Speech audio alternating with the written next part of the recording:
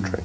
And a lot of people do have guns, but most of the people are, northerners who use them for hunting, and or whose hobby is just, shooting at a track. So that was a tough thing.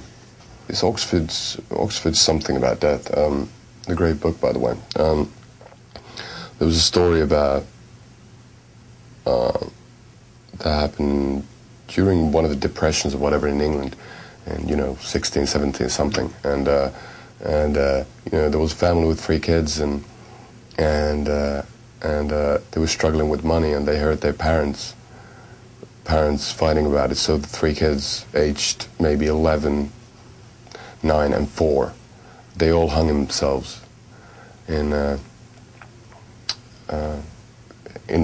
kids' room.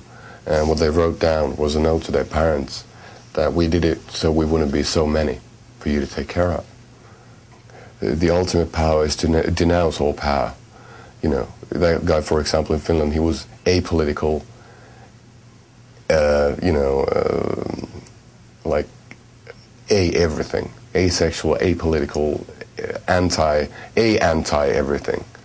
So he was just basically trying to make himself as a blank canvas, which is extremely hard to do if you're living in a loving family. So that must be a horrendous journey he's been going through, and all the pain that he's been going through to actually cross that border into insanity and do all those horrible things he did.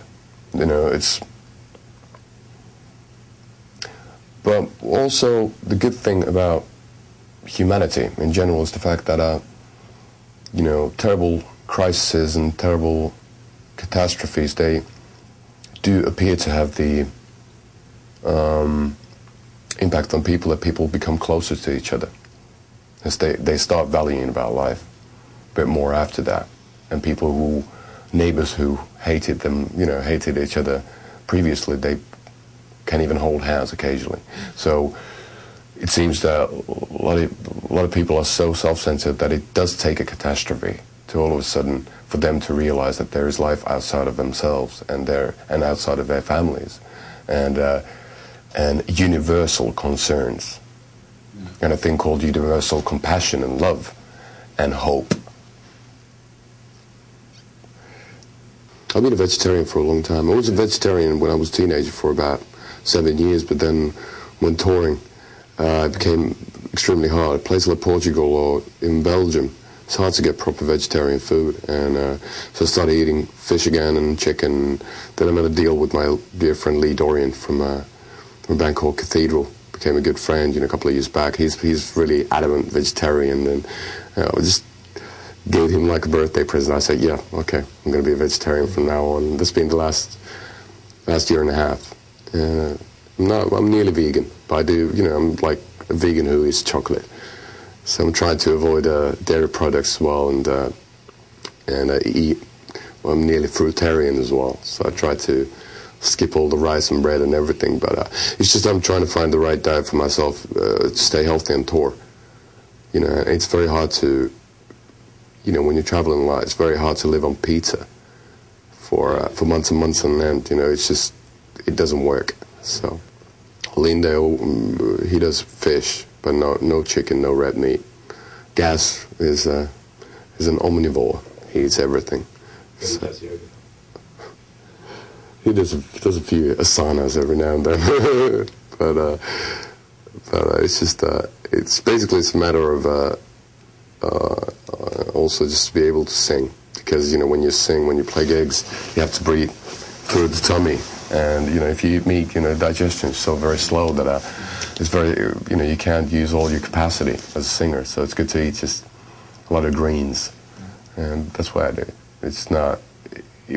I'm still wearing leather stuff, and I'm not really politically involved in that. It's just, let's say it makes things simpler, and it makes me feel better, so that's why I do it. But I've never done any illegal driving or whatever, so I don't drive. I use taxis. Just hail a cab. But no, I'm not very environmental when it comes to that. I don't, you can do basically anything if you start thinking about it.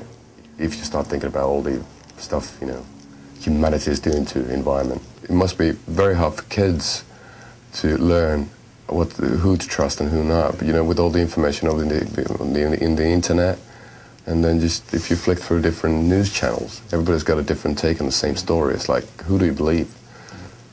And then all the urban legends floating about, all that stuff, you know. It wasn't like that back in the day. What is the dark side? Well, because, you know, let's say that if we grew up, let's say if we go to school and we learn about art history, let's say most of the most amazing art, visual art, has been done by very religious people.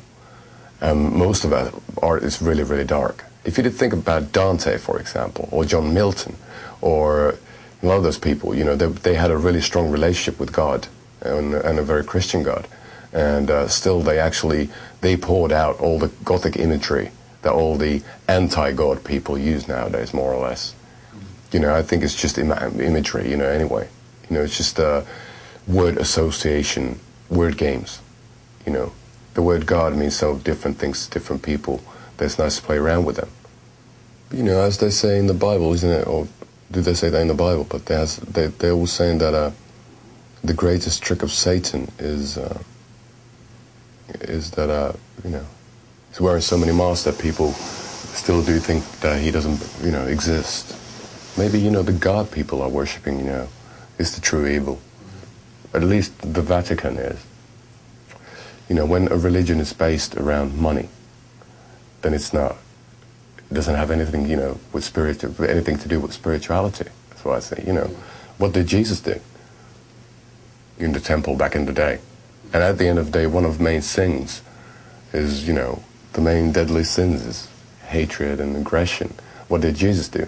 He became extremely agitated and extremely anxious, you know, of the Pharisees, and he, you know, nearly destroyed the church there.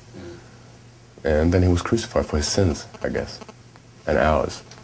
So it's a very complicated myth, the whole Bible, you know, the Old Testament and the New, if you think of all those things. And I don't have an extremely, you know, great need to find myself a savior. You know, I don't need that. You know, my savior is all around all the time. You know, it's the world around, the people around it, the stories they tell, and it's the whole thing. That's what keeps me going. You know, if it'd be just dark and empty and there would have been anything left, it would be just a void. Then it'd be pretty miserable. But and you know, the constant battle when we're talking about, you know, we're talking about issues of morality. You know, it's very interesting. You know, as what you said about people pretending to be, you know, God's disciples, doing very much the opposite that's taught in New Testament. But also then, you know, there's you know, the vengeful, hateful God of Old Testament. He was a tough guy as well, or was, or is. I don't know. Ville Valo was that's the book, and we had actually there's one old guy called Väinämöinen who played a lyre type of an instrument called kantele, and he sang songs and everybody listened. But he was the old wise man, and there's a lot of stories. There's like, you know, Hades. There's like Karen, similar sort of like the river of death that you pass, and there's a lot of similarities. And my knowledge on early Finnish culture is very limited. It's a tiny country, nomadic country. I'm not sure, you know, it's been mixed with Vikings because we're not the true Vikings in that sense. Then so there's a lot of Russian influence, I guess. But you know, that's basically what, you know, that's what Christianity did. You know, they came on over and they built on all of the old holy places. They built their churches upon, you know. So it is a rape of the culture, in a certain sense.